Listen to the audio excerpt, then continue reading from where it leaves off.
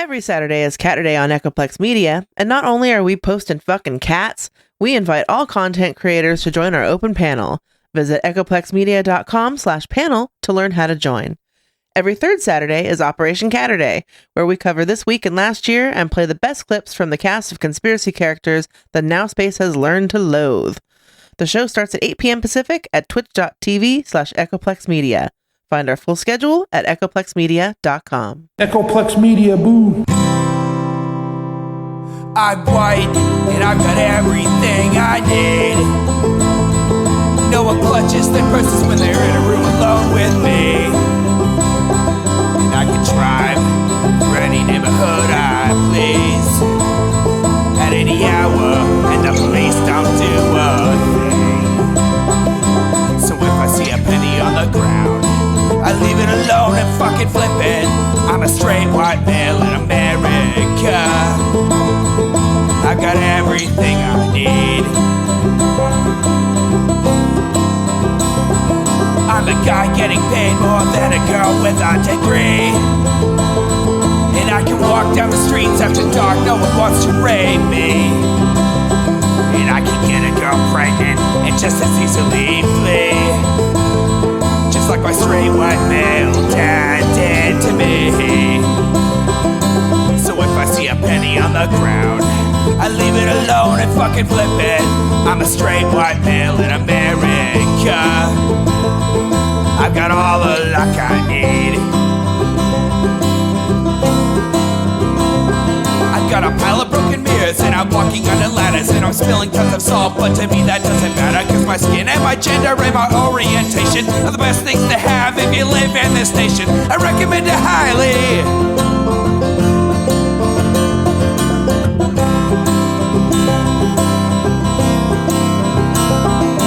So if I see a penny on the ground, I leave it alone and fucking flip it. I'm a straight white male in America. I've got all the luck I need. Shit's gonna work out for me, cause I'm a straight white male in America.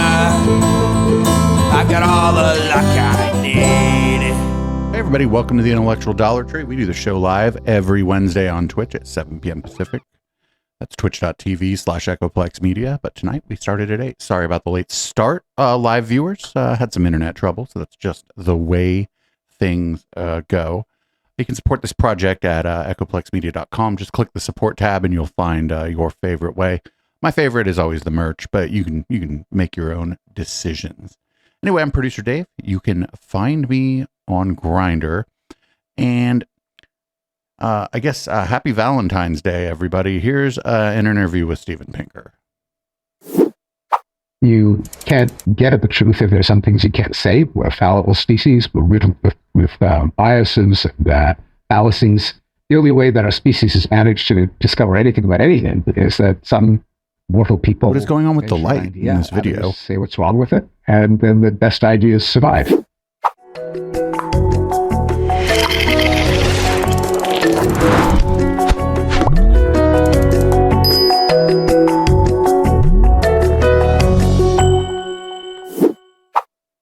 Welcome to Heterodox Out Loud. I'm John Tomasi. Man, lay off the fucking equalizer on the mic. Jesus Christ. President of Heterodox Academy. On every episode, we'll be taking you on an exciting intellectual journey, an adventure across the complex and challenging terrain of opening. Oh, this is we're gonna check out the Heterodox Academy going forward. This is terrible. You'll be meeting some intellectual journey, some heterodox college presidents, and some entrepreneurial students too. Our aim is to give you an insider's view of the complex terrain of open inquiry in higher education, the perils and the possibilities too. So let's get ready for another adventure into heterodoxy. Does academic freedom need I like to his have glasses. a defense team on campus? Today we'll be talking with a cognitive scientist, Steven Pinker from Harvard. Steve is a founding member of Heterodox Academy and an active member still. He's also a founding member of the Council for Academic Freedom at Harvard. Let's see what Pinker has to say. Steven Pinker, welcome to Heterodox Out Loud. Thank you. It's nice to have you here in New York. We just finished what on earth are they doing with the audio? Seminar with you, talking about some of your new work. It's great to have you here in the center with us. Thank you. I want to talk with you about a number of things, but I want to start by talking about the Council for Academic Freedom at Harvard. And last spring in April, you and a colleague, Bertha Madras, published an op-ed in the Boston Globe. They got a lot of attention. A lot of us around the country read that op-ed with real interest and enthusiasm. Can you just tell us a bit about what led to the formation of the council and what's going on? There are nationwide problems with our Bold of them to record their interview in a fish tank. universities. There was a widespread depression, to large part correct, that universities, rather than be crucibles of ideas and debate, are like medieval seminaries enforcing dogmas. And there are certain statements for which you can be censored, ostracized, fired, punished, and that universities are therefore forfeiting their mandate of being places where society gives people the mandate to So the idea that a university is just a big debate club is like a really dumb idea. Like that's like sort of baked into this, that like that's what you do at a university. You just debate things. There are times when you're going to have differing opinions and there's going to be interesting discussions about it in certain classes about certain things, sure. But most of the time you're there to learn. You're not there to debate. Like, it's not a fucking Twitch politics panel. It's a fucking university. I hate this stuff. You can't get at the truth if there's some things you can't say. We're a fallible species. We're riddled with biases and fallacies. The only way that our species has managed to discover anything about anything is that some mortal people venture an idea, others say what's wrong with it, and then the best ideas survive. If you disable that process by making some ideas punishable, then you're guaranteed to lock yourself into error, and you forfeit the reputation of the university. And I'd have encountered people, intelligent people, who will respond to my saying, for example, that we have to have climate change because a overwhelming consensus in science is that human activity is warming the planet. And they reply, well, why should we trust the consensus? Because everyone knows that in academia, if you challenge the consensus, you get canceled. That's right. So even when the academics... Right, but that's because... Okay, so like check this out. Like if you challenge... Okay, you can challenge, I suppose, but like the problem is like Steven Pinker is a linguist and he's in like the liberal arts or whatever, which is a fine thing to be involved in. But like nobody... I don't give a fuck if Steven Pinker challenges the consensus about climate change. It's not his field. He hasn't published on it. None of what he says is ever going to be subject to peer review. And I think he even believes in climate change. He's just using it as a weird example because of the tribe he's in. Almost certainly correct. As they are in greenhouse gases warming the planet, we have lost all our credibility because of this culture of cancellation. That's fair to say that we've been following this at HXA about the decreasing trust in universities. There was a Gallup poll you always saw. You guys have Heterodox audio. Who the fuck set up the sound for this? I mean, they legitimately sound like they're underwater. Summer suggested that over the past 20 years, trust in higher education has cratered, cut 47% to something like 28%. Oh, the majority of people think that universities are harming rather than helping the country. Yes, which is remarkable, and which is, we think, I mean, it's driven by a number of phenomena, such as exponentially increased tuition, but a large contributor to the creation of trust in universities is often the viral videos and the accurate stories of students and professors being punished often for saying things that are true, such as there are two sexes. Oh man, of course. So they're fucking 4 minutes in.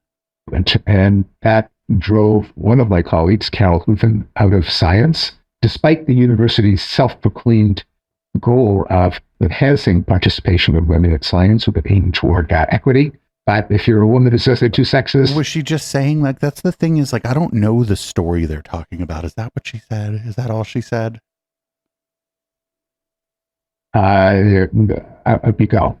That may have was one of the last straws. It wasn't the only one. There are other cases of mobs rising up to denounce a professor because they found that several years ago he signed an amicus brief to the Supreme Court against gay marriage. Another professor had his course canceled because it evaluated the efficacy of counterinsurgency techniques in combating gang violence. There's a long list of things that could. Like, nobody cares about that. Like, who got canceled for fucking writing a thing about counterinsurgency tactics and gang violence? That sounds like an interesting thing to study. I would imagine maybe some of the editorializing the person did about gang violence might have been the problem, not necessarily the work. But this is just my guess again. Like, these are just like little like micro anecdotes where we would have to like go look up each one of these things and try to figure out, like, try to suss out what the fuck actually happened. A law professor at Harvard who was defending Weinstein, I believe, or something like that. That is right. Who was? Speaking of professors, friends with sex pests, little Steven Pinker here was good friends with Epstein, even after the first conviction, the first trial. He was posted as a residential dean because he was defending Harvey Weinstein, even though our constitutional system says that every defendant has a right to defense. The alternative being someone gets jailed because someone else says he's guilty. We obviously don't want that. Susie, we failed.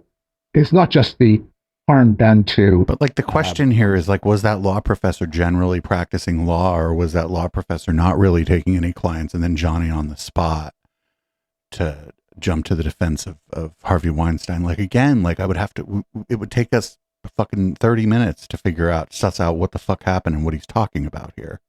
Sold, calling it law school, but it is an abrogated a responsibility to educate students on how things work, such as the fact that if you have a criminal justice system where all it takes is to accuse someone to convict them and they don't get to defend themselves, then you open the door to untold horrors. History tells us that. Other comparisons to kangaroo courts in our repressive autocracies tell us that. And so for Harvard faculty member to defend Harvey Weinstein, as loathsome as he might be, is not a bad thing. It's a good thing. It shows that we've got a functioning criminal justice system. If students protest the mere fact that a defendant has a criminal defense attorney, there's something deep that they don't understand about principles of justice. And can I say something? God, what just happened with? The audio just went. Those kinds of moments when students would say something like, "We don't want the law professor at our school defending someone we think is evil and wrong and should be punished." That we used to call it a teaching moment. It's an opportunity to explain to students what the judicial work for that system means. But there seems to be something new on the block in the last 10 or 15 years. For students who hear those teaching moments discussions, they stick with their view. They don't back out. Well, the thing is, it's up to teachers to identify and take advantage of teaching moments.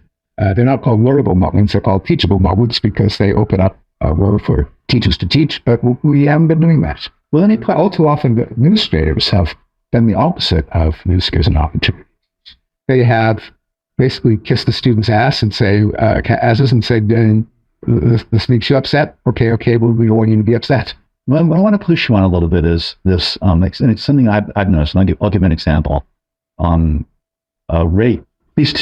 York City Police Commissioner Ray Kelly gave a lecture at Brown University, and which a bunch of students and some people from off campus came to the lecture and they shouted him down. It was one of the first big public shout downs.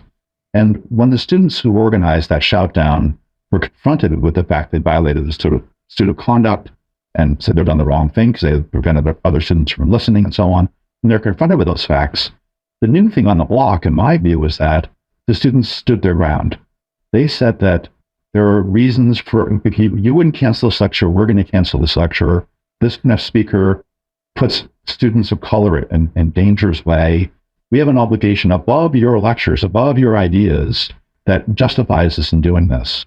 And that seems to be something new on the block now. There's sets of ideas that have grown within universities that I think justify some of these actions of students. Does that seem right to you, or is this something? By justify, you mean really does justify, or that is acceded to as something that is not opposed to, ought to be? I think there's a challenging of the fundamental principles underway. And in the case of those groups of students at Brown who stood proud to say we shouted them down and we do it again, some of them refer to Marcuse.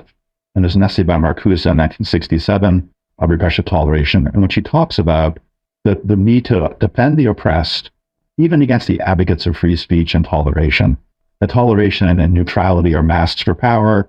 And there's this critical theory idea that a lot of these liberal ideas of free speech and toleration, neutrality, are simply masked for power.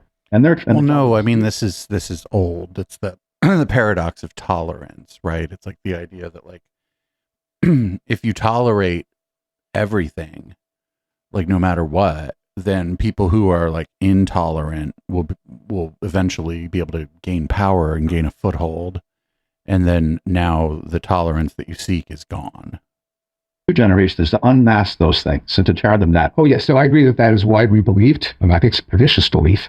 It's not a belief on which our universities are founded. It's not written into the procedures of our universities, into principles of our universities, or an autocracy. Marcuse was a Marxist, or he took Marxism in his own new directions.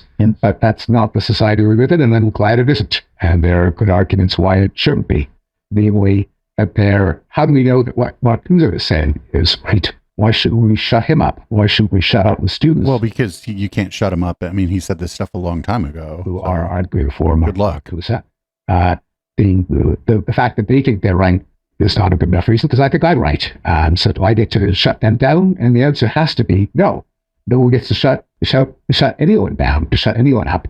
Ideas, including that one, can be voiced, but they don't carry the day when it comes to silencing their opponents. And in the case of the police commissioner, it's another case in which voicing heterodox opinions is not just a case of a prerogative of a professor or an arcane point of principle. It's not like the famous case in which the ACLU defended the right of Nazis to march in the Jewish community of Skokie in the late 1970s, that we may find the content postures of a Republican, but we defend their right to say it. There are, in the university today, many of the opinions that are being repressed are probably true. In the case of say what the New York East Commission did with the New York Police, New York reduced its homicide rate by 75% in 8 years. That's an awful, and that was an awful lot of Black lives saved who would be dead if it wasn't for them. So that's whoa. So the police chief can't take credit for that. This was during a time where like the homicide rate like nationally was going down dramatically. Violent crime was going down dramatically. The police chief didn't do that. He may have done things to help. I don't know. May have not done things to help. Far from reinforcing oppression or racial oppression, this saved more Black lives than all the protests put together, what he did to induce gang violence. Whoa, dude. Yo, come on, Steve. I mean, whatever. Like I expected him to talk about this in any other way. Or at least he ought not to be repressed if what we care about is the well-being of minority communities. And you don't know whether it will be beneficial to them unless you hear the case being made. You can argue against that. I'm wondering whether there's something new in universities that we can identify. You've taught at Harvard for a long time. How long have you been at Harvard? I've been at Harvard for 20 years. Before that, I was at MIT for 21 years. And before that, I was Harvard and Stanford. So I've been an assistant for a whole long time. And so, and yet the Council on Academic Freedom was founded just this year in April 2023. Why then? Why not before? Can you explain? I mean, I follow these things we know about the rise of this. Do you diagnose what's happened? Oh, it's about way worse. I mean, well, just as an objective fact, there are far more firings, censorings, sanctions for content of speech in the last 6 years than they were the period beforehand. Foundation for Individual Rights of Expression is documented. I mean, do you have? This is a data guide. I mean, during like a conversation like this, you can't expect him to bring the data. But has he published this anywhere? Is the data for this somewhere? Were people not getting fired? I actually think tenure is kind of stupid. And the idea that like a person who works at like Old Navy or whatever can get fired for not folding the clothes right, but then like a professor can just while out, and we're like, well, they have academic freedom, and it's like, well, aren't they at work? Like, obviously, it includes the university. So the answer to the question why now is it's gotten worse. And in the timely development that was fortunate for us for propaganda reasons, it wasn't the impetus of council. The Fire published its rankings of free speech 5 out of 248 universities. Yes. Harvard came in last place with a score of 0. And that we got a score of 0 because they decided not to go into negative numbers. Now, I didn't know that negative numbers part. Yeah, But who did the survey and what were the parameters? How did they do this? What survey is he talking about? Is he talking about his own survey from this organization that he's part of? Next year, who knows? We have something to aspire to. That was helpful in answering the question that you just asked, like why do we need this at Harvard? And believe me, it is a ranking that we call to the attention of our new president and our new dean in saying why we are needed. What we hope to do is, first of all, is to make people aware of the value of free speech at the university and just why we have it, what it is, why it's necessary. To enforce policies that are already on the books that prevent the harassment or punishment of people for speech, to come to the aid and support and succor of people who have been targeted and then ostracized, which can be emotionally devastating, to when, as so often happens, there are activists who are yammering to the ear of a dean, pressuring them to do something. We're going to yammer into the other ear. So but didn't the Harvard, like the president of Harvard, just get fired for? But I guess that's different because she's black. Have to think about what's the right decision rather than just making the trouble go away by trying to placate the racist objectors. And we hope to encourage student groups that have a parallel aim and groups in other universities. Harvard has you get asked the question, who cares what happens at Harvard? We're just a university. I mean, it sucks that lady who is the president got fired over some bullshit, but like in the end, yeah, who cares what happens at Harvard? No, first-hand experience, a tendency to think far too much of ourselves. But for better or worse, the world cares about that. Absolutely. So we feel a responsibility to capitalize on that possibly undeserved attention, but at least to make something of it. Well, I think it's a wonderful thing. One of the lines from the op-ed that really struck me, you and Madras said, quote, "Academic freedom needs a defense team." Yes. And that was a really striking line. Also, this does actually relate to my own specialty of cognitive psychology, where one of the reasons we need free speech is that people are fallible. We're saddled with these brains. Yeah, but like the antidote to cancel culture is generally just apologizing. With fallacies and biases. Foremost among them, the motivated reasoning, and we steer our reasoning to a conclusion that we wanted to be true in the first place, and the my side bias, what we can call intellectual tribalism. That is, we favor whatever position makes our coalition look good. Now, these are psychological phenomena that mean we should be incapable of discovering truth. As it happens, our species has discovered some truths. We figured out DNA, solar system, galaxy, and brain science, and plate tectonics. How do we manage to do it, given that each one of us is so saddled with biases? And the answer is we form communities in which one person can criticize the idea of another. And do you think the students and faculty members who are skeptical of free speech, who are behind some of these campaigns to fire people, do they deny the things you just said? What do you think? When I said before, why is it happening now?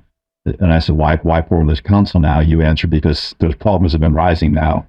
But I guess I think what I mean by that question is, why are the problems rising now? Is there something happening that you diagnose why the need has arisen then? Yeah. So in terms of root causes, there are a number of candidates. The country, of course, has gotten more politically polarized. Some people blame social media, echo chambers, filter bubbles.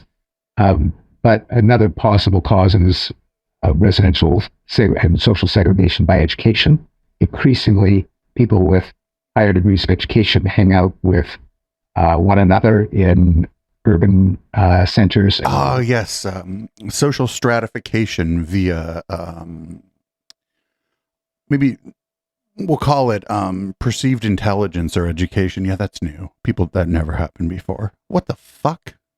Towns, people with less of an education live in the outer suburbs or rural areas. And the institutions that used to cross social classes, which more and more now leads educational classes, like party, like churches, like service organizations have been weakened. So people just put in social circles where everyone thinks and feels so. I'm thinking of Charles Murray's Coming Apart. Ooh, Charles Murray, you say. Charles Murray, you say. The bell curve guy. Charles Murray, you say.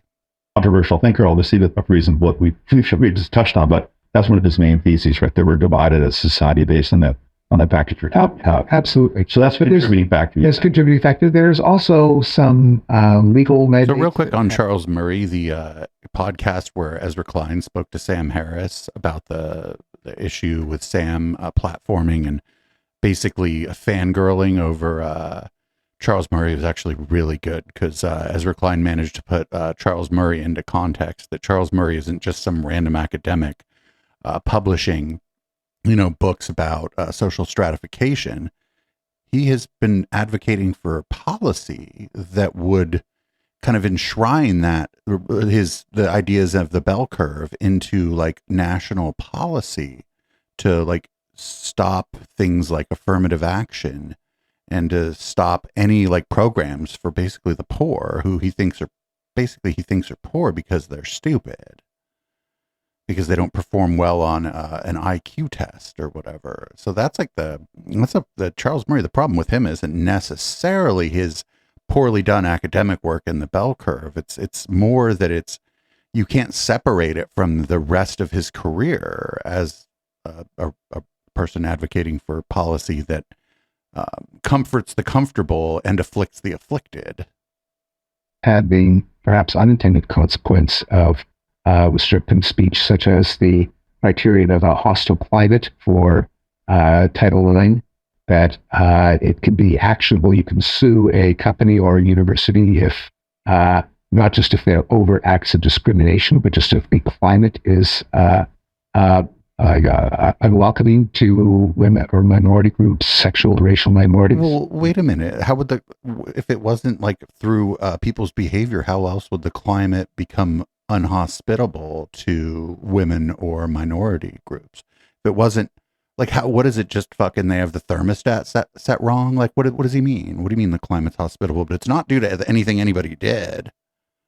Well, then how the fuck do you create a hostile work environment if nobody did anything to create the hostile work environment? Like, that doesn't make any sense. Obviously, if it's shown that the work environment is hostile to women or gay people like me, or, black folks, or, Asian folks, or whatever it may be, people are clearly doing things to cause that to happen. It doesn't just fucking materialize. And that opens the door to all kinds of policing of speech which contribute to climate. At work, yes. Again, like this guy, they want to separate the idea of being a professor or working in academia from the idea that it's a job. And that fucking kind of bothers me, like a lot, actually. Again, I go back to like customer service workers. You think the person working at fucking McDonald's has free speech? Oh, hell no. They'll fire you for not being fucking cheery enough. Like, get the fuck out of here. This is like some elite. This shit is so elitist. There's the burgeoning bureaucracy supporting the climate, diversity, equity, inclusion, and belonging, and the mushrooming bureaucracy in universities of bureaucrats empowered often to clamp down on speech or to apply filters such as diversity statements and job applicants to wean out people who don't conform to a particular ideology and a particular set of factual. Oh, but you just copy and paste that shit. I've talked to a couple academics who have had to do diversity statements or whatever, be it to apply for a grant or to apply for a promotion within an organization, for any number of reasons. And you know what they do?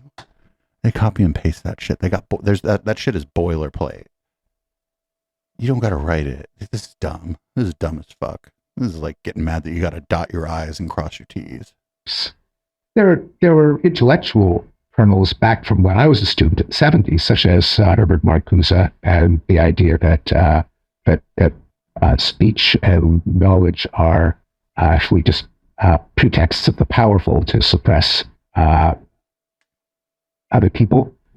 Well, the argument there is that they can be used that way. Ideally, they wouldn't be used that way, right? That like speech and knowledge would be the great equalizer in our society. And I mean, to some extent they are, but in other ways, maybe those things are used to maintain a broken status quo.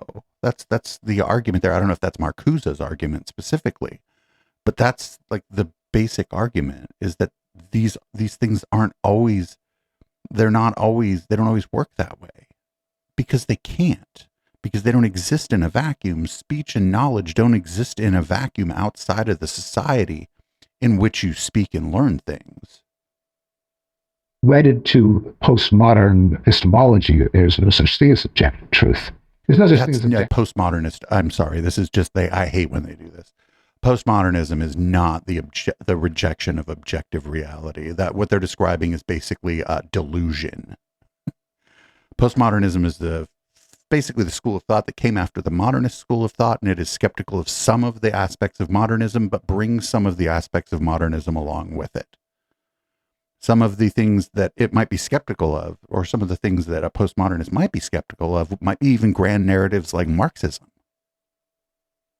Objective truth, all the reasons that I gave for the courage of freedom of speech, namely that's the only way we can attain the truth, just go out the window. If there's no truth to be attained with just warring dogmas, and let's just make sure that our dogma has more muscle than the other person's dogma, then free speech has nothing to do with it. And so the ascendancy of those ideas, particularly the academic humanities, means that they're kind of congenial to repression of speech. There may be there is an external exogenous cause that you can identify that perhaps once this idea took hold, started with Socrates, and because academics can hire their own, out of point of the realm of academia is prestige.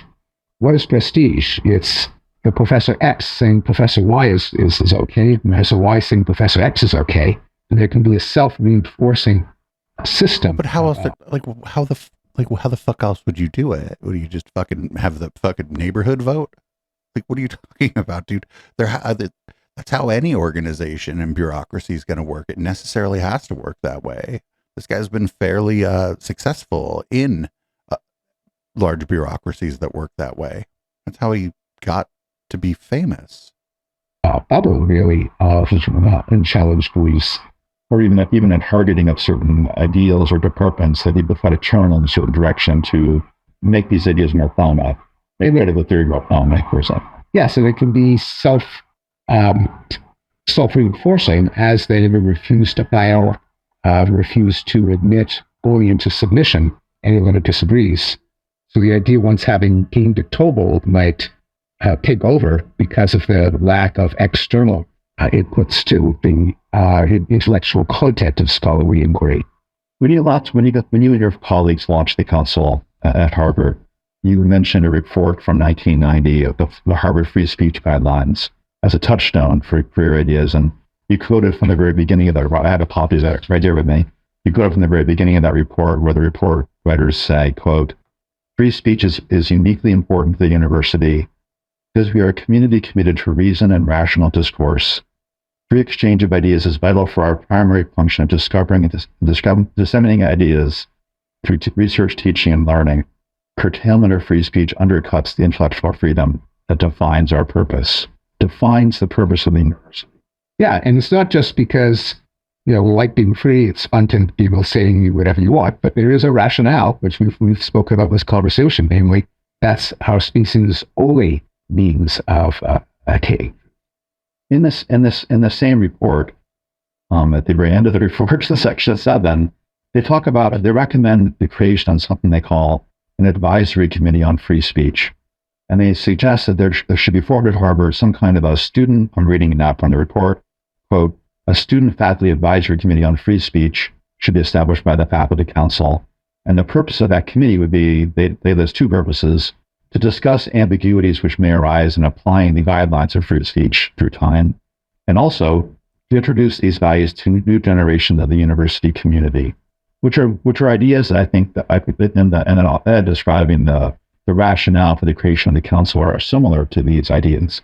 But was there ever an advisory committee for free speech formed in 1990 or before the council? Not that I know of. I've never heard of it. Yes, no, and we weren't panels to serve that function, but that's in a way that is what we're stepping into.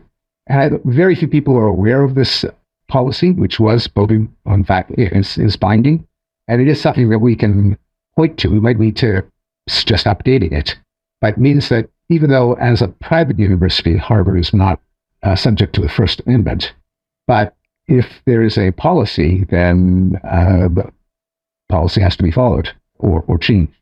And so, but like, how do you make a free speech policy? I don't understand. Like, this is a workplace. Like, people pay a lot of money to go to Harvard. Some of the professors there make a lot of fucking money. Some of the administrators make a lot of fucking money. This isn't like a fucking like a men's club where they get together and have a scotch and talk about the issues of the day. This is a place where people are trying to gain value out of, they spent money, or maybe they worked really hard and got scholarships and got accepted. And like, this is not. What do they think a university is supposed to be? When the council began last April, there were 50 members. But HXA has always been proud to say that Harvard was, for many years, the place where they had the most members. 53 members of the Harvard faculty are HXA members. But not every member of the council is an HXA member. You are, for example, your co-author, Bertha Madras, is not current. I'll have to call her after this. Yeah, we have a good sign on the official side. But so you started with 50, you've grown. Yes, I spent remarkable. We're 160, perhaps. And is that faculty? Yes. So that's a remarkable achievement. So 160 Harvard faculty are joining into this council. Yeah, it's still a minority, and that there are kind of age and sex and discipline gradients. Which age and sex.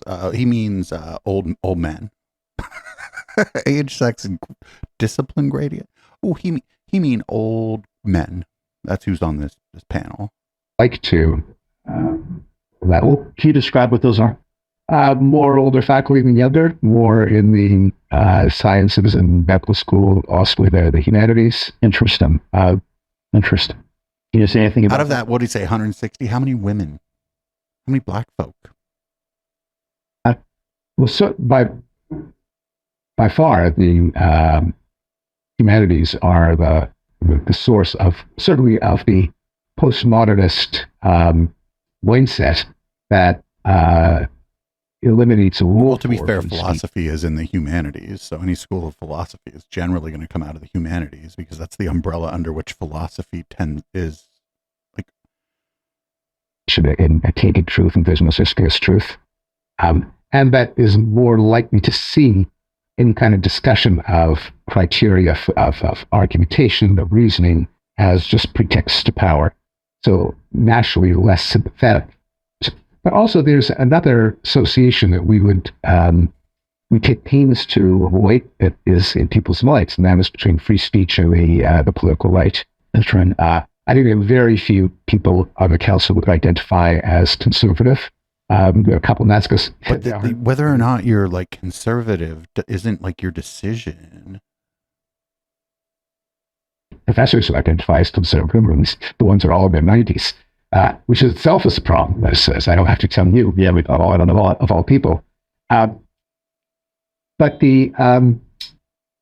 of course, in academia, as I put it, the academia is at the left pole, just as when you're at the North Pole, all directions are south. Academia is not at the left pole. This is just stupid. I feel like these are a lot of people who, maybe in the 90s were like liberals or whatever, and then the world passed them by. And as I get older, man, I just hope that doesn't happen to me. I really hope that doesn't happen to me. I mean, if I think someone's wrong or whatever and they're to my left, I'm going to say they're wrong, but I'm not going to suggest to you that the reason that they're wrong is because they're to my left, right? You can have any belief system and be wrong. or have a dumb idea or be advocating for things that are wrong, stupid, or harmful. But it wouldn't be because they're liberal or that because they're too far to the left. In fact, I think for people out there studying their, if we're going to do the fallacies thing, that is the ad hominem fallacy. You are X, therefore you are wrong, right? So, Mr. Pinker, you're supposed to be like a deep thinker and a rationalist. So you should maybe stop employing the ad hominem fallacy. Just saying that these people are all crazy because they're too far to the left. You could say they're too far to the left and they're crazy, I suppose, but then you'd have to tell us why they're crazy. And if the only reason they're crazy is because they're too far to the left, well, boom, that's the ad hominem fallacy. Sorry, friend. All directions are left. Are right, I'm sorry. In the left pole, all directions are right. And people who are classical 60s liberals are now thought of as conservative. Yep, that's called time marching on. Yes, a lot of people who would have had what we thought of as liberal ideas in the 60s were homophobic, deeply homophobic. The hippies, for example. Oh, it was free love, but not if you were gay. So we would think of those people as homophobic, socially conservative today. They were socially liberal then, but times change, baby. It's been 60-something years since the 60s. Standards of modern progressive intersectional critical theory, social justice, politically correct ideology. That's right. Now, there's also the fact that the threats to academic freedom from within the academy largely come from the left, whereas the threats from outside the academy largely come from the right. Largely in southern states of Florida and Texas. But when it comes to academics censoring academics, it's these are left-wing academics, and it's censored before eensy bit less left. And so your experience at Harvard and MIT and before at Stanford and other places, these trends of ideological conformity on the political dimension, political axis, they've been getting worse and worse. At least the imbalance is growing worse and worse. Is that part of the explanation for why this eruption of anti-free speech behavior is happening on the campuses? Yeah, I think so. So the other thing, and I don't want to actually, I'll boil it down to its simplest version. Me telling you that you should shut the fuck up is nobody's free speech has been violated. That's just more speech, because I'm allowed to tell you that you should shut the fuck up. I'm not allowed to tell you that you should shut the fuck up, then boom, now my free speech has been infringed upon.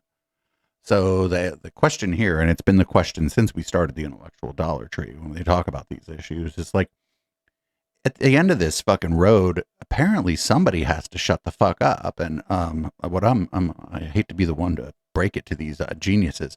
That's not going to happen. Also, there's another point that Beth and I make in our op-ed, that free speech is cognitively very unnatural.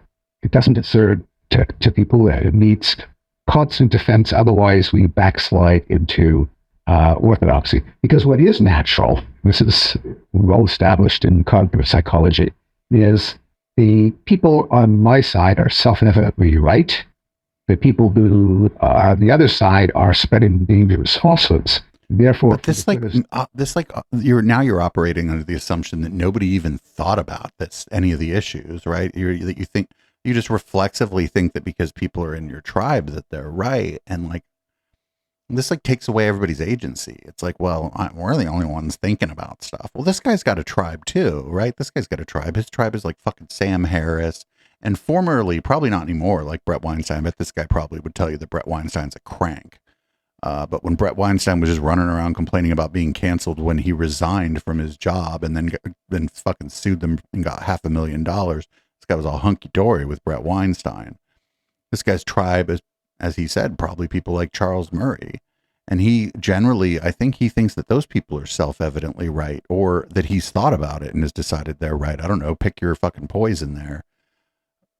But it's not like other people haven't thought things through. Now, when they talk about the students and stuff, some of these people are 19 years old.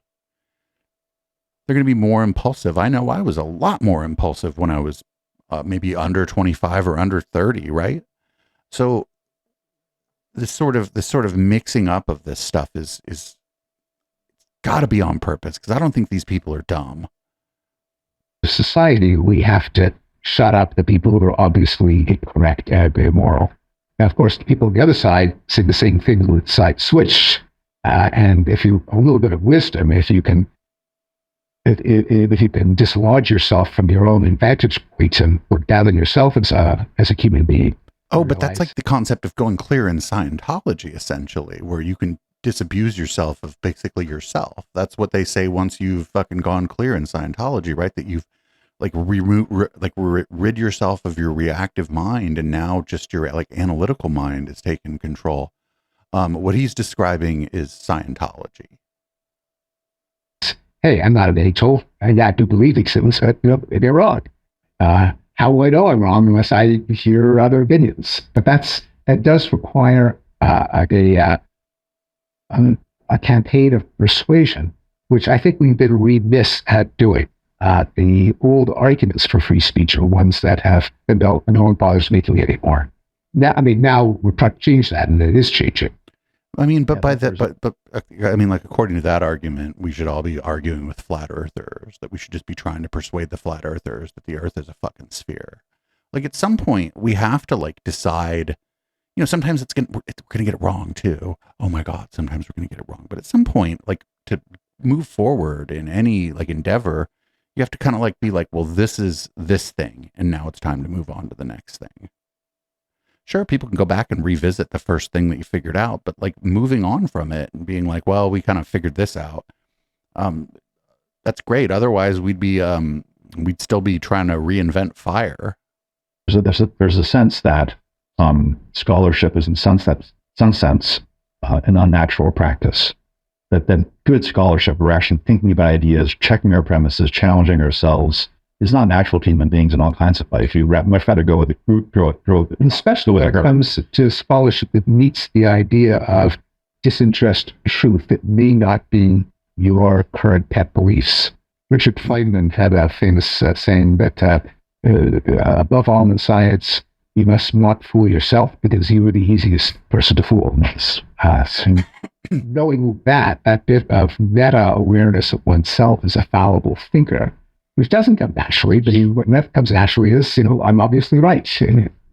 Looks right. Like, hold on, the process of science isn't that individuals manage to remove their own personal biases from the work they're doing. That's fucking stupid. The idea that in science is that we test hypotheses, sometimes over and over and over and over again.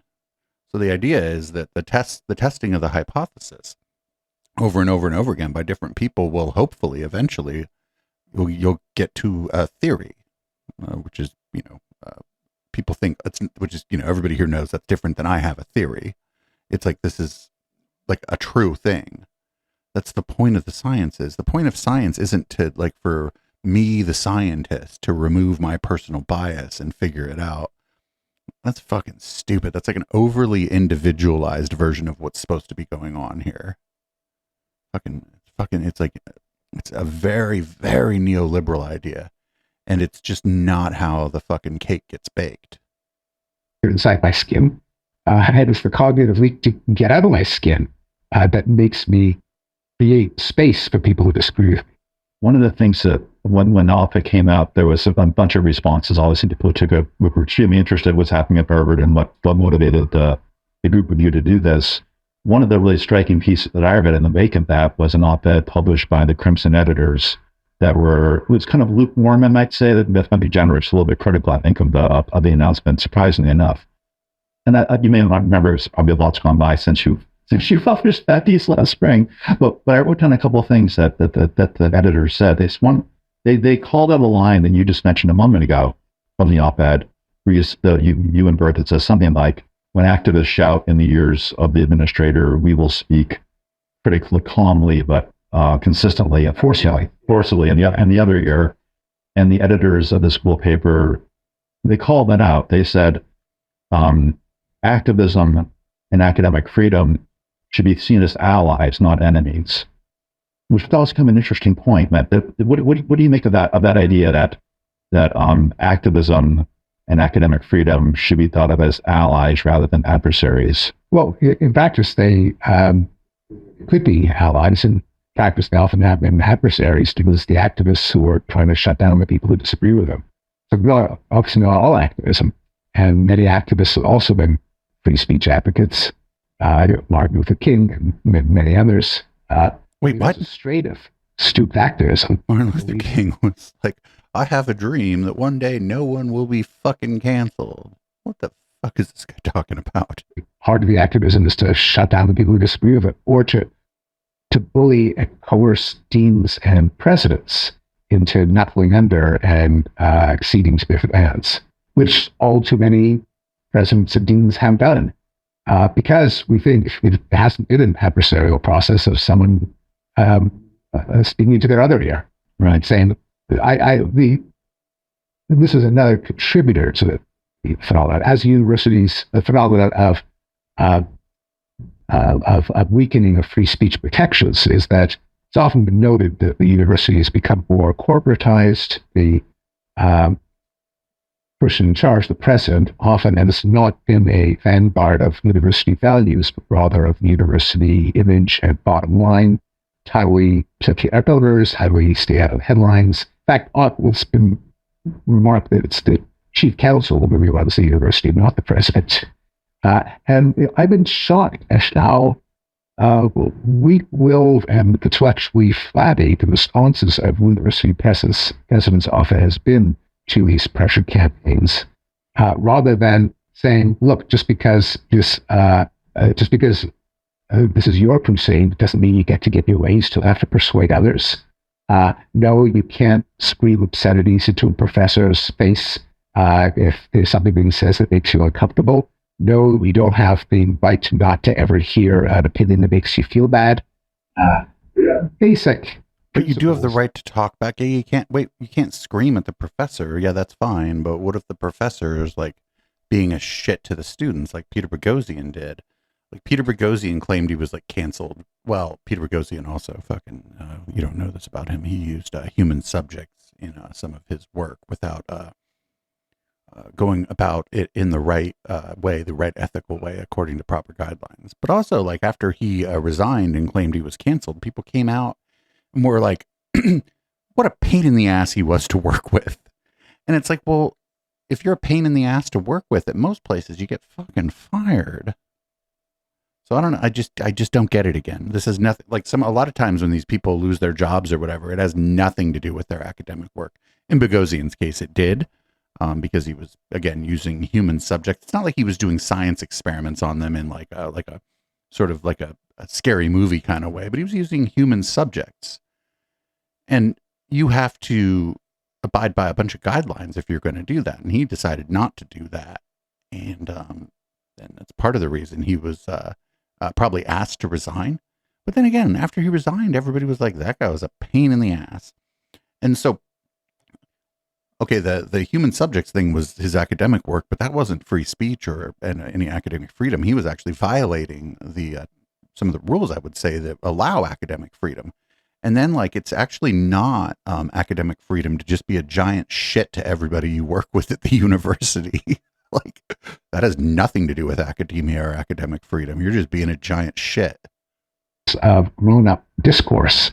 But the presidents and deans haven't made them, partly because they just want to make trouble go away as quickly as possible, partly because they've been often promoted from the ranks of their have the administrative competence. They've previous ability. They've recently chaired a department in some particular field, but there's no selection for ability to think clearly of the mission of the university in the 21st century. Why we have a university, how ought to run. It's more custodial management, increasing the endowment, keeping out the negative headlines. And so that corporatization of the university, it seems like yet another factor. We're collecting factors, you and I, that might be explaining why these things are happening. One might be an increasing demographic drift towards an ideological conformity across the faculty. What? Another is a set of ideas rising from a new generation of students, taking some of these Marcusean points and postmodern points.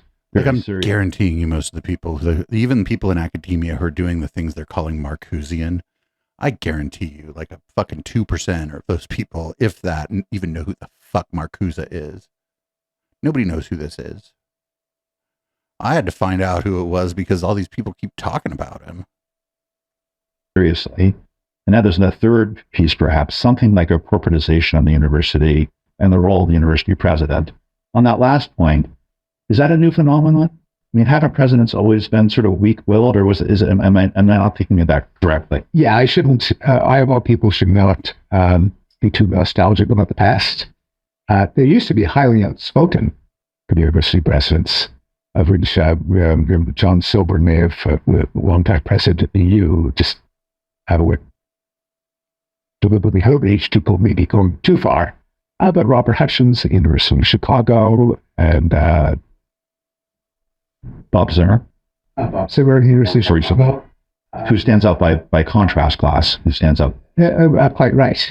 But the age of university presidents as public intellectuals, I think that the heyday of that was decades ago. That's not their job. The university president is not supposed to be a public intellectual. They're supposed to be a highly effective bureaucrat. That's their job. I recently had Palma Canelos on the show, who is the president of the University of UATX, to talk about some of these early struggles they had with our announcement and some of the controversy there were early. So UATX, that's University of Austin, Texas. That's Barry Weiss's university, I believe. Because I believe that would be the University of Texas at Austin would be the public university from the University of Texas system. So this is like Barry Weiss's university, where I famously made a meme that said, University of Austin, if the faculty here was good enough for the kids at Epstein Island, they're good enough for your kids too. Involved in very early on. One of the interesting developments at UATX that I've been following, that I'd love to get your take on, it concerns this novelty that they're developing recently, like over the past year, I think, of not waiting for the virtuous president to arrive and fix the university, but rather to try to develop an institutional structure that protects free speech. Have you followed the Judicial Council idea at Austin? Yes. So this university, if they're interested in free speech and like heterodoxy it doesn't just mean you have a bunch of fucking weirdos who are crying about free speech. If they're really into this idea of having like a broader conversation, have any lefties over there? Got any lefties over there? Any Marcusians at this university? Or is it all just fucking people who cry about cancel culture? Because that's not very heterodox at all. That's just a different kind of orthodoxy. I think that is a valuable innovation. And so let me describe it for our listeners who may not know it. So one of the ideas at Austin is to have a set of basic rights and freedoms established in a kind of constitutional structure. And then the innovative feature is to have a quasi-independent judicial board or a judicial body that any complainant who feels that his or her free speech rights or due process rights have been violated can take the complaint to that board, and that board can override the president's decision, override any policy at the university, because it's defending the rights. So it's separation of powers based on the American founding. Yes. And let's just create an even more elephantine bureaucracy at a university. That'll fix everything. Just have the galaxy brain panel that can override everybody. Find that Neil Ferguson came up with that idea, as I understand it, and whether they adopt it fully is yet to be determined, I think. But it's kind of so. This is also dumb too, because you think that the president of a major university doesn't convene advisory panels about specific issues like all the fucking time. I would assume that's part of their job as the head of a bureaucracy, would be to get input from different panels and different groups of people within the organization to try to make the right decision. Idea, it suggests that what it shows me is that every university in the country is sort of saddled with a situation where we're all relying upon a virtuous president to arrive and to stay virtuous despite all the counter-incentives. Austin's taking a different approach, building in this institutional structure. What do you make of that? Yeah, I think that's that is a truly constructive role of startup universities, is to expand our our mental universe of governance structures and everything else in the universities, because universities have gotten locked into a particular. Yeah, but this is the kind of university that would have a fucking like ethics and game journalism 101 or something. This is like the fucking IDW MRA university. Like, it's so bad, and they're not like, they keep talking about it like it's like a university. It's like they're not. It's not what we think of as a university at this point. It's like a vanity project for these weirdos. Even Steven Pinker himself left. I think he left though because people were making fun of the university because too many of Epstein's friends were on the faculty, and he was like, "Well, he's like, I really don't like it when people talk about this, so I'm going to go ahead and bow out." Model of governance and everything else, partly because they all are part of this kind of self or reciprocally grooming community, where the criterion for so-called excellence is just the subjective judgments of other so-called excellent people, and we can get a that's actually that. How else do you do it? The judgment of excellence is going to be based on the subjective like fucking opinions of like other people who other people think are excellent. That's like what the fuck else are you gonna do? God gonna come down from the fucking sky and just decide who's excellent? Like unless you have like some kind of autocracy or some kind of like thing where, well, my dad was the president of the university, now I'm the president of the university and I get to decide. Like how else would you do it? We have a bunch of people all saying how everywhere the others is prestigious, and anyone who disagrees is not prestigious, and you keep them up. They're not up to our standards. So some way of just breaking that. But all they're trying to do over there at the fucking University of Phrenology is to create a parallel system that does the same thing based on the values of people are being canceled. It's just it's the same thing. It's just that you agree with the opinions of the people there as to who is excellent. And again, this guy's whole career is built on other people thinking that he's excellent.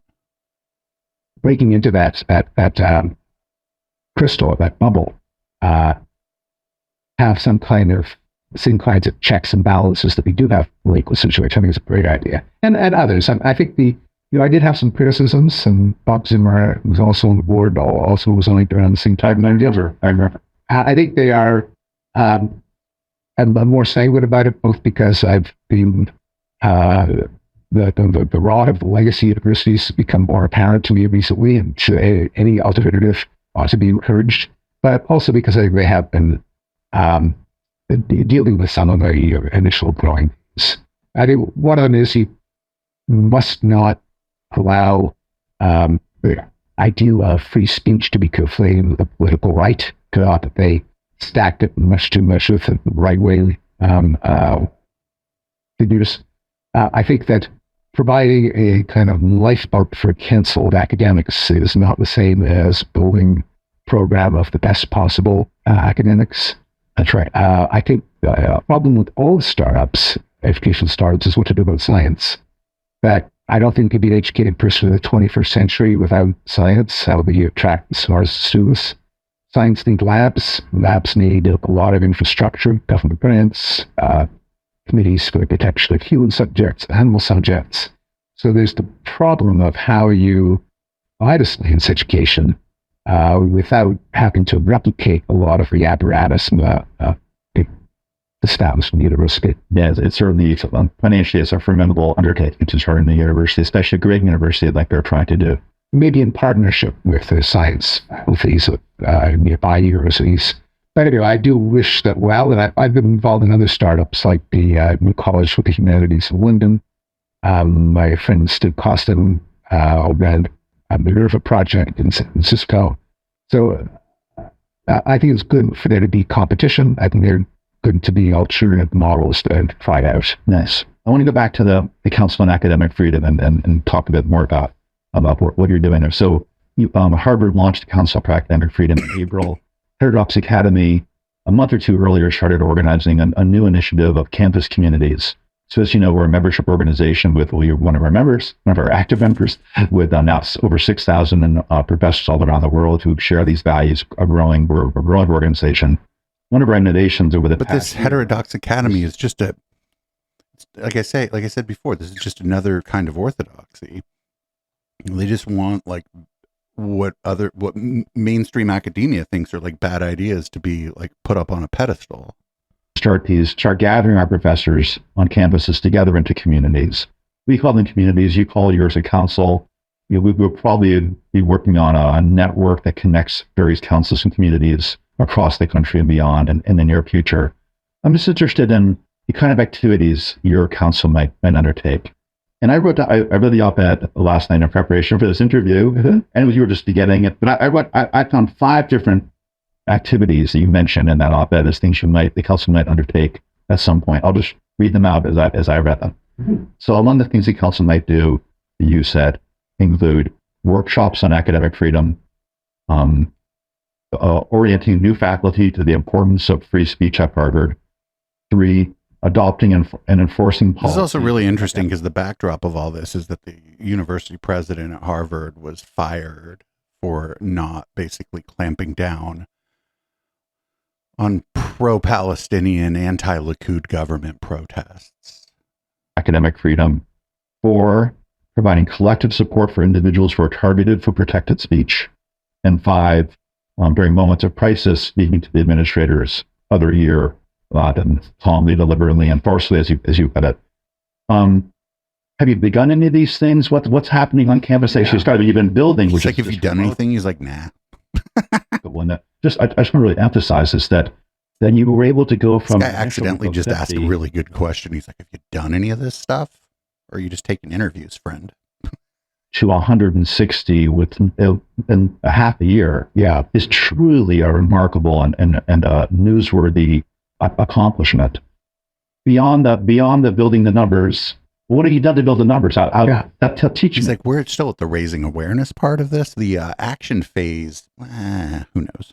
We did have a lecture on academic freedom by my colleague Nick. Oh yeah, we had a lecture. No, we're asking if you did anything. Oh, nice. For faculty? No, open to community, and that we plan to have one a semester. We have. You had that last spring, or other than that? We're gonna have somebody give a talk once a semester. And so was that that was for the purpose of people understanding the importance of free speech, of course. Was it also a recruiting tool? Were you thinking of it that way? Indirectly.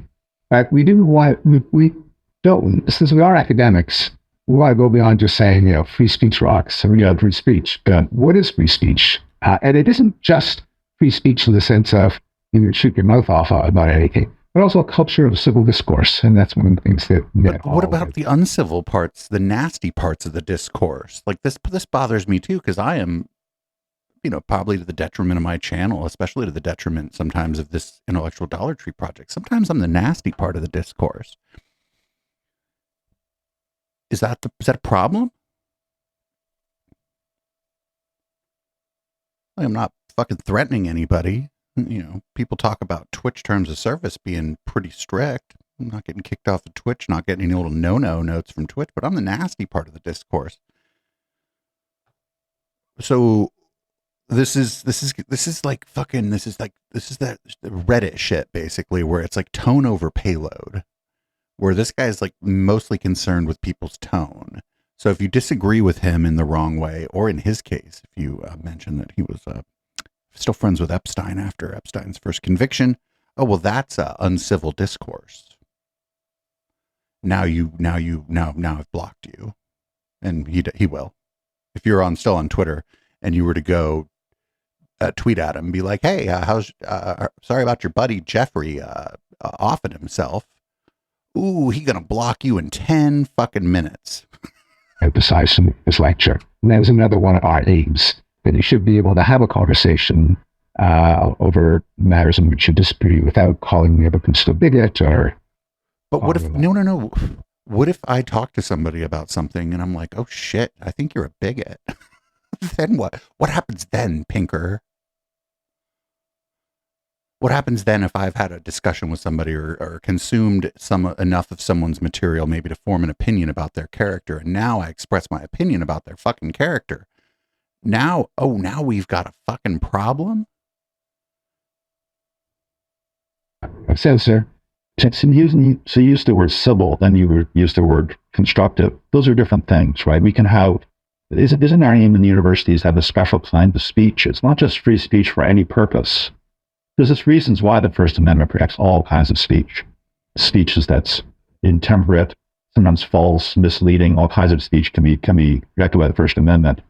But at the universities who care about a certain kind of speech that is aimed at pursuing truth, the civility. But that's actually again the heart of the matter here is that like you can't just fucking keep rehashing like for phrenology. You can't just keep rehashing the idea of, you know, can we measure somebody's skull to determine if they're the superior race? No, you can't. And people feel that way about like something Steven Pinker is a fan of, is his race IQ shit. People feel that way about that. A lot of people do. And a lot of people who've done a lot of work, like sort of studying cognition and the way that we perceive the intelligence of others. Like a lot of people have done a lot of work on that. And I think the jury's in on that shit. But so it's okay if Steven Pinker wants to talk about it, but that doesn't mean anybody has to take him seriously. And if every interview you bring up Charles Murray or you bring up like IQ differences between racial groups, well, yeah, eventually somebody's going to be like, fuck, I think you might be a bigot. And then now what? Now is the conversation over, or is the free speech, did the speech stop happening? Are we not allowed to talk about that? How important of a value is civility? Yeah. Is it the season's constructiveness? I'm not sure. It's not identical to it. It's, you know, arguably a means to the end, in that since it's the ideas that we're pursuing, but we are primates, and we inevitably engage in dominance contests and massive displays, that kind of get in the way of pursuing the truth. So to the extent that we keep it civil, which has its own virtues, but that is also a way to make sure that these primate dominance displays don't get in the way. Now, but what if I think it's uncivil to be racist? Even if you do so in what you believe to be a polite tone, what if I find that uncivil? What if I'm at a dinner party or in a class or at a meeting of, you know, if I'm the faculty at a university? I mean, we don't want that, right? I'm kind of a jerk. I'd be cool. The kids would love me, but I'd be probably the worst faculty member. That's like that scene in Ghostbusters where he gets fired, where Venkman gets fired from the university. They're like, your hypotheses are stupid. Your work is subpar, and your conclusions are highly questionable. You're a poor scientist, Dr. Venkman. And he's like, but the kids love me. I'd be that guy. But what if I'm in a meeting like that, and these people, the people in the meeting are just talking like shit about gay people? But they're doing it in just such a polite way. Maybe one of them even has a fucking pocket watch. Well, I still find that to be uncivil. What now? Right, emphasizing they're not the same, because at some point you don't want to be so civil that it's just rude to disagree with someone.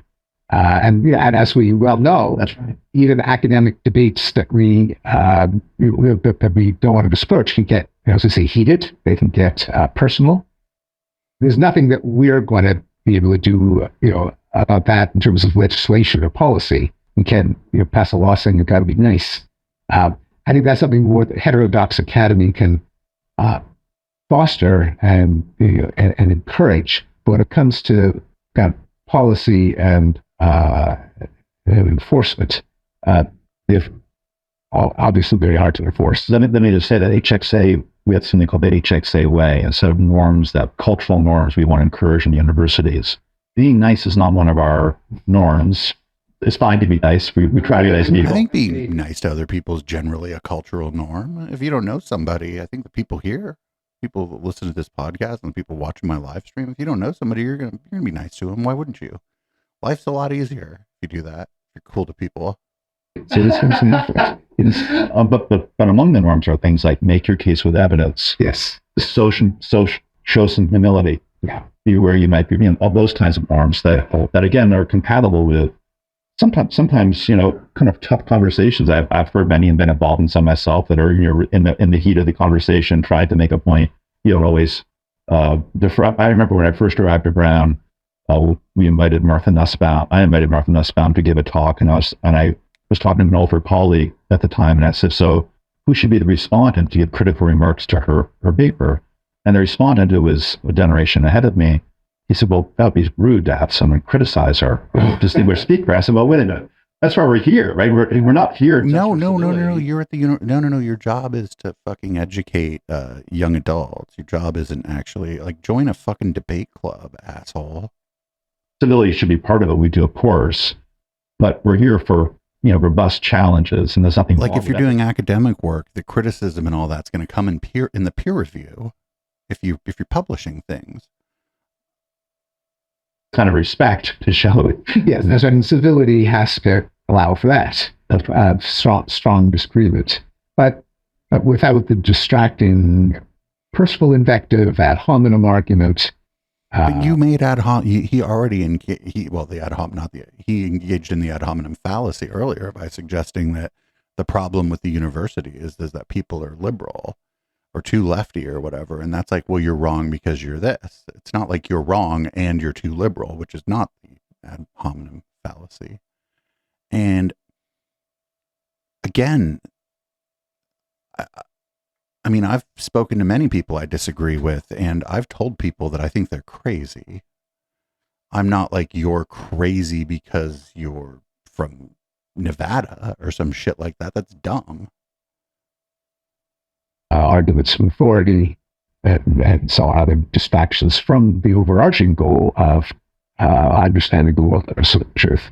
And so when we think about HXA and the communities that we're building, we talk to our leaders to think of themselves on these across three terms.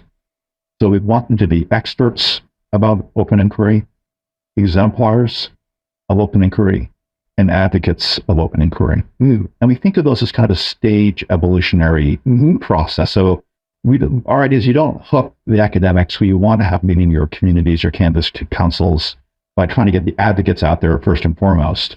Some of them will be effective, but that's also a certain personality type who wants to go out there and challenge people. But rather, the first and the easiest step perhaps is to encourage people to be experts, to become experts. And so the experts, then exemplars, and then more perhaps publicly they can advocate that. Does that resonate with you? Is that how many you said a few minutes ago about?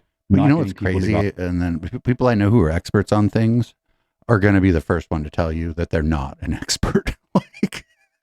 People with real expertise tend to be kind of humble, because once you have expertise, you know what you don't know.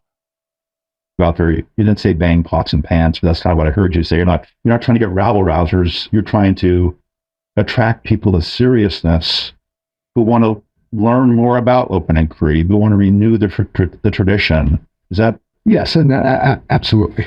At the Center of Academic Pluralism here in New York, we do what did they cut out there? Seminar where residential fellows and visitors come together to talk about issues of open inquiry. In today's session, Steve Pinker came and talked about his new book manuscript called "Don't Go There: Common Knowledge and the Science of Harmony, Hypocrisy, and Outrage." We just finished that conversation. You and I. Can you tell? Oh, don't go there. A story of Steven Pinker when you mention his friendship with Jeff Epstein. Ooh, don't go there, girl. Common knowledge is how it plays into this. Yes, common knowledge in the sense of that I've been studying and I'm writing about in my next book is a technical concept from logic and game theory that refers to everyone knowing that everyone knows something, which is logically and in many ways different from merely everyone knowing something. So it's social. It's deeply social. Yes, it's social. So epistemic. Yes, it is social epistemology in the sense that you are aware of other knowers and you know what they know. So, and in particular, ad infinitum, you know what they know about what others know, or what others know. It sounds like an exotic concept, but I have argued that it corresponds to our gut intuition that something is public or out there, that the difference between something that is whispered about on the QT or hinted at through euphemism and innuendo and something that is blurted out, is in your face, that everyone knows about. And a lot of phenomenon in economic and political life are driven by common knowledge, like our conventions, like using paper currency, driving on the right, are all things that work out because we can expect everyone else expects to obey them, like driving on the right. But what if somebody thinks we shouldn't drive on the right side of the road? Accepting a piece of paper in exchange for something of value, you do it because you know other people will in turn accept it. Why would they do that? Because they know that other people in turn will accept it. Unless you have hyperinflation, where common knowledge that it's valuable is challenged, and then they become beasts of paper all over again, worthless. So that's an economic phenomenon, and I suggest that it underlies a lot of our interpersonal social phenomena. It's why we use so much euphemism, innuendo, connecting with dots between lines, rather than blurting something out when we want to prevent something from becoming common knowledge.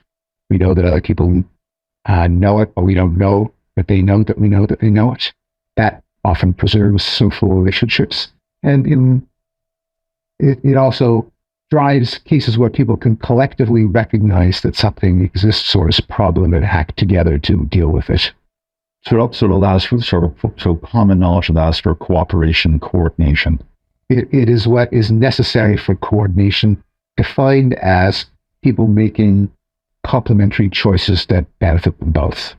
So common knowledge can have dark sides and bright sides. Can you connect common knowledge to phenomena? I know that's like it's a not germane to what they're talking about. But these people think that the signal chain for your microphone and the associated digital signal processing is common knowledge, and so they just kind of did whatever, and now they sound like they're having this discussion in a fucking aquarium. Non-common knowledge to cancel culture. Yeah, I think that a lot of the shaming mobs that result in cancellations, either by pressuring the leader to accede to the mob and make the mob go away by canceling the person that has caused the outrage, and the what happens to the person who's being canceled, and everyone knows they're being canceled, come from the fact that norms in a community are knowledge and they're enforced by common knowledge. That is, there's some things that you decent people so don't do. That only works if everyone knows it, and everyone knows that it knows it. If someone reaches that norm, particularly in public where it's common knowledge, they insult a racial minority, they violate a sexual taboo, then that challenges the norm if it's done in public. That is, it's common. Oh, yeah. Being insulting a racial minority just for being a racial minority, or like, violating a sexual taboo.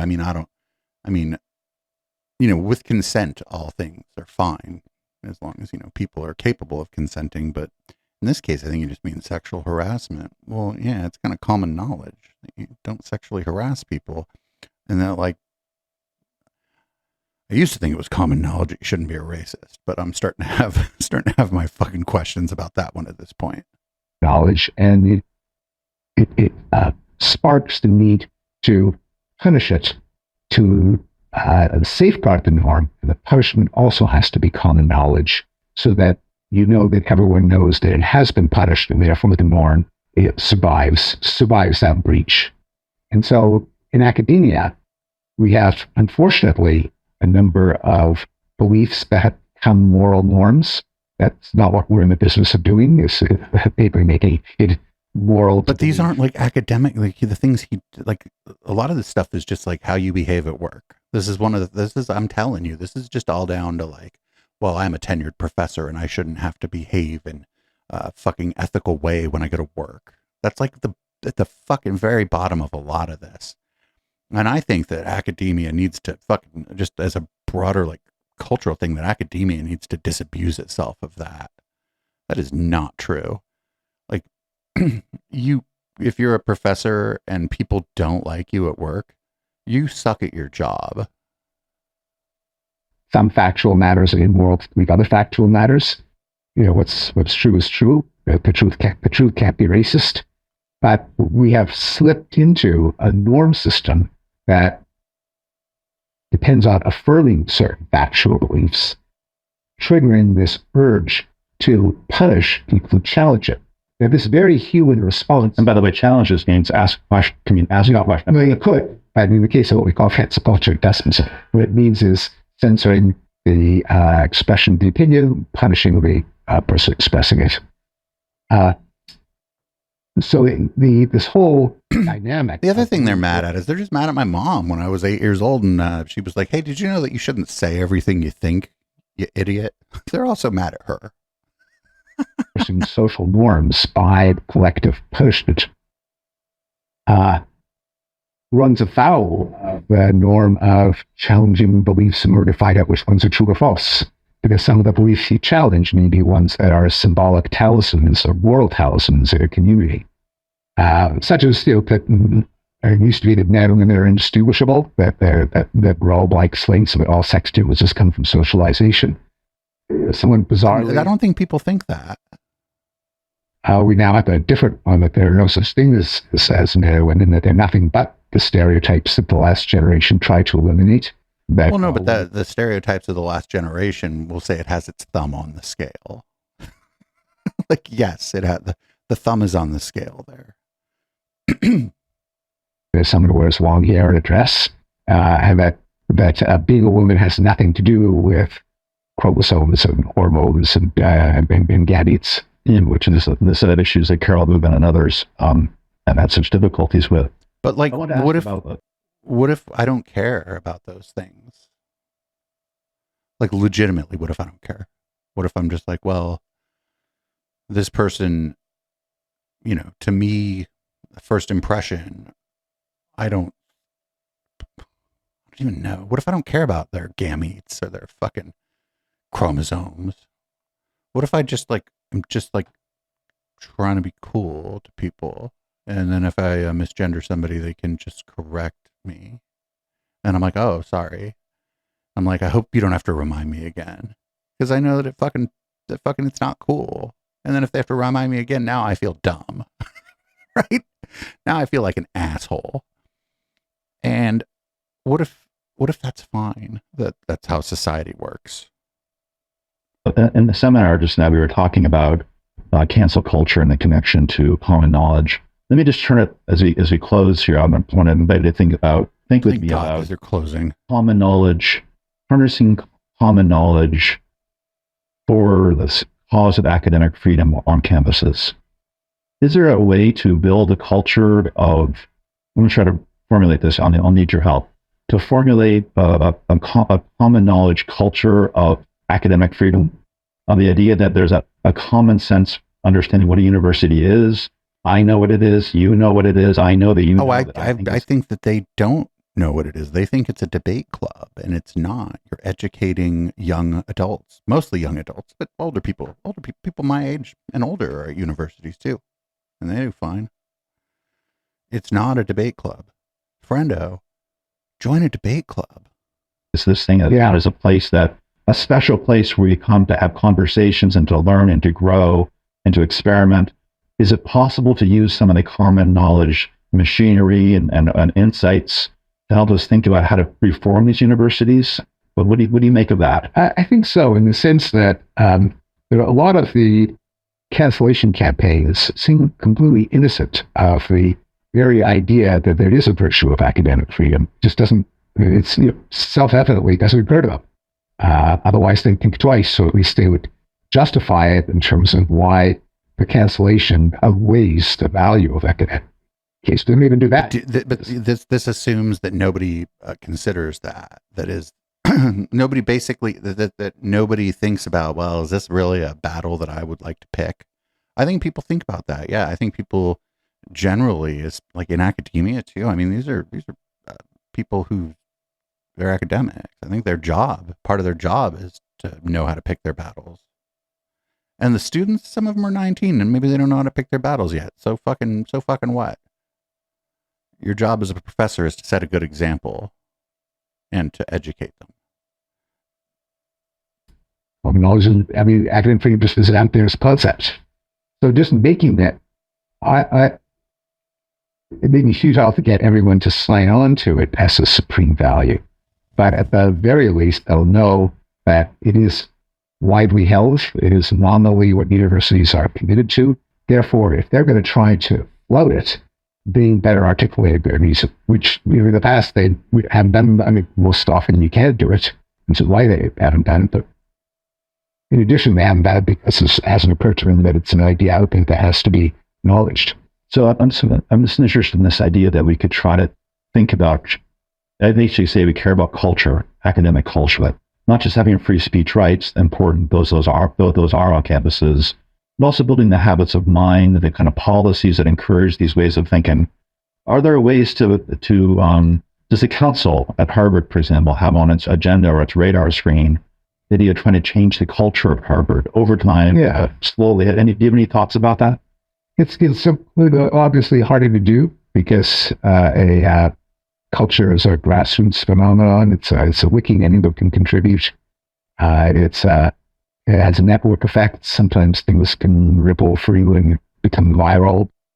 But institutions matter. Institutions and other policies or institutional changes that might support the kind of culture, the kind of common knowledge culture that we might like at a place like Harvard. Yeah, so there certainly are policies. The problem with common knowledge is everybody thinks they already know what it is. I don't know what else to say here. I think that people think that common knowledge is just that everybody knows it. It's sort of like common sense. And it's like, wow, you're just like sort of projecting your own view of the world onto this idea of common knowledge or common sense. Because how else are you going to do it? You're going to poll everybody? And I think they can give a nudge to the culture. Policies like we're advocating for the university to adopt the Calvin principles from the University of Chicago. These are the principles of university neutrality. Yes, Calvin with a K. We would like the university to get rid of mandatory diversity statements at the end of job applicants, which can serve to either turn a whole generation. You're just copying, people just copy and paste that shit. Shut the fuck up.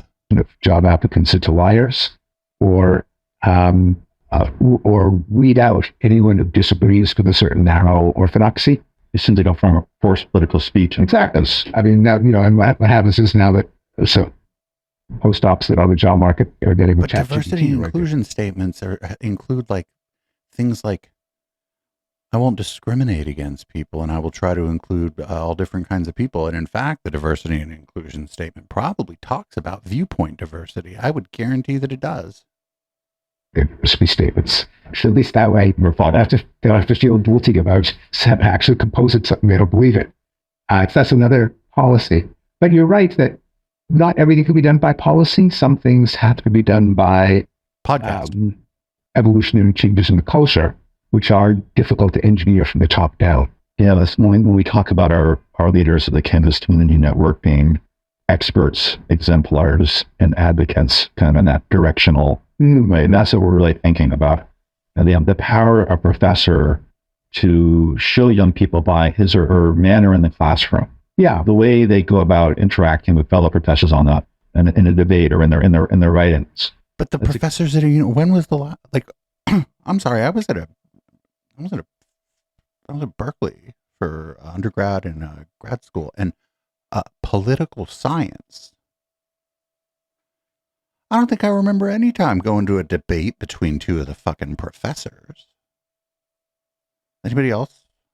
University in the humanities or political science here that remember doing any of that? That being part of your experience there? I don't remember it. Do you remember it? I don't think it's part of the fucking experience. The kind of example that we hope will shine through and compete with the existing example, the existing paradigm, the existing culture, which just seems so denting to so many students because it just is an avoidance of conversations. It's a closing down of questions you would like to ask and hope that you can ask. We hope that there could be competition in that fight. And that is I will be working goal. It's something where you will catch results overnight, presumably. It is as with all cultural changes, sometimes it can creep in a bit at a time, and then suddenly I take over. So let me just say, for HXA, we're just watching with great interest, as many people are, with the council's activities at Harvard as you grow and develop. We're just so happy for you for having launched this, and I just want to thank you for joining me on Heterodox Out Loud today. It's been an honor. Thanks for having me today. Thank you. Okay, so I want to talk about cancel culture and Steven Pinker real quick, if that's okay with everybody. As I usually close this out and say a little something. Steven Pinker is one of the most uncanceled person in the fucking world. This dude wrote an expert opinion of some kind for Jeffrey Epstein's first trial. No problem there. I don't care if it's for the defense or for the prosecution. You have a right.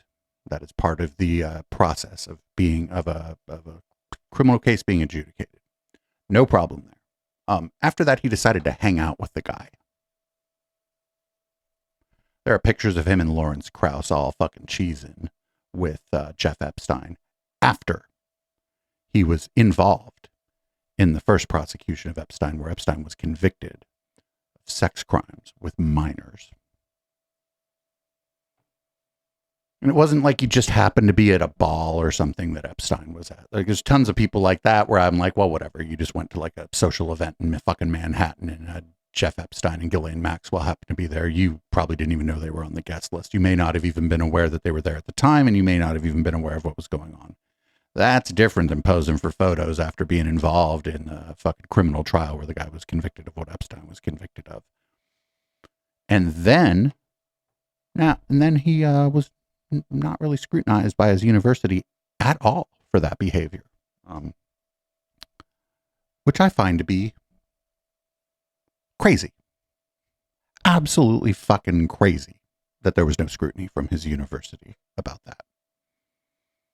You know that people talk. So I bet there'd be people talking at Harvard, especially around the time that Epstein did or did not kill himself. I think he did, but that's not what I'm talking about here. This is not a canceled man. This is the opposite of that. This is a man with a platform and privilege whose behavior is abhorrent. Absolutely abhorrent behavior. So abhorrent, I think he knows that it's abhorrent behavior, because if you bring it up on Twitter, he will block you immediately. As far as I know, he's never made any statements about it, never apologized for it. And again, it wasn't like he was just taking grant money from the motherfucker and then ignoring him otherwise. There was a recent memoir of somebody who was at the island, who was referred to a Harvard professor who was swimming in one of the pools at Epstein's Island. Only referred to the person by first name. People were like, well, that can't be Stephen Hawking. And I'm like, oh, I think I know what Stephen that was. I think it was Steven Pinker. Nobody else seems to have picked up on it. There are other professors named Stephen at Harvard, but none of them I know of that were buddies with Mr. Epstein. So this is not a canceled man. This man is disgusting. He's a fucking disgusting person. And it has nothing to do with his academic work. And the University of Harvard, it is a disgrace to their university that they continue to associate with this man. And that's the end of the intellectual Dollar Tree. Live viewers, stick around. And thanks for kind of putting up with some of the internet problems we had tonight. We started an hour late. I appreciate that. Podcast viewers, you have no idea what I'm talking about. Or podcast listeners, you have no idea what I'm talking about. But we did have some technical difficulties tonight. And I just want to say, podcast listeners, whether you love this show or listen to it because you hate us, and especially the live viewers, fucking thank you so much. Still having a great time doing this, and it's a privilege to be able to continue to do this and pay my bills doing it. This is Boomers. This is by Periscope. I'm going to change the colors of the lights in this room, change the contents of my beverage, and we'll be back with the post game.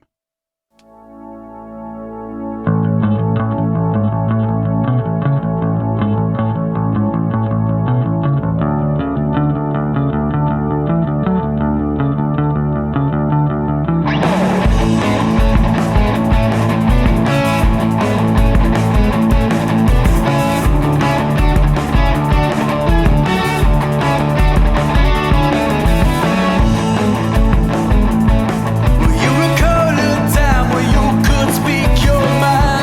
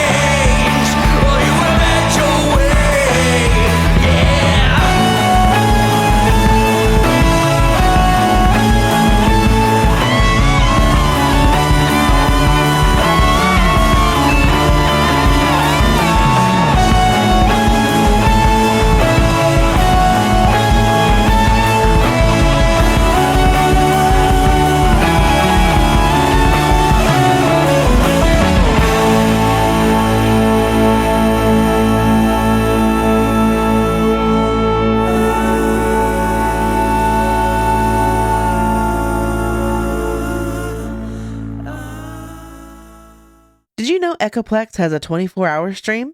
That's right. Check out our 24/7 music stream at echoplexmedia.com/live or at eplex.xyz. Our huge self-submitted local music library plays the best tunes the Bay Area has to offer, and commercial free, well, except for ours, and even by request. Check out the player on echoplexmedia.com or at eplex.xyz. Bookmark it and enjoy it all day. Echoplex is very supportive of our local music scene, and we hope you enjoy the soundtrack they've so graciously sent in for us to play on our network. If you like who you hear, please go check them out. The names of the artists are displayed on the player at echoplexmedia.com and at eplex.xyz.